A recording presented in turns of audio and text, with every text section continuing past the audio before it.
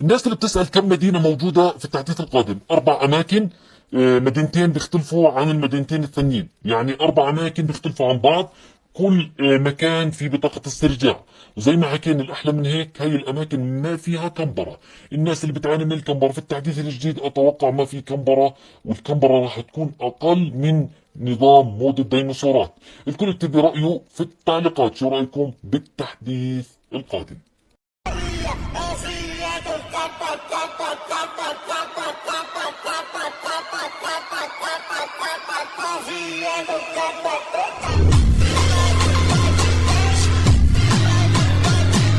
مكان سري في التحديث 2.7 في خريطة أرينجل.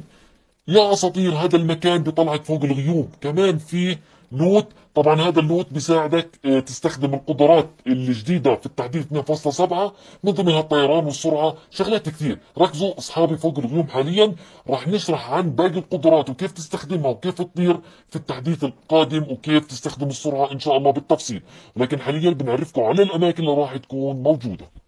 الكل منشن لصديقه على هاي المركبة والإضافات القوية اللي راح تنزل عنا في التحديث 2.7. هاي المركبة كنا بنعرف نقدر نحملها في الحقيبة، والأحلى والأفضل من هيك إنه تقدر تفوت كمان البحر بهذا الشكل. بصراحة هاي المركبة سريعة جدا وقوية في نفس الوقت. بصراحة لها مميزات كثيرة شرحت عنها في الفيديو السابق. وكمان لو كان في بوت أو خصم داخل البحر، في إمكانية إنك تدعسه بهذا الشكل وتفنشه عن طريق هاي المركبة الجديدة.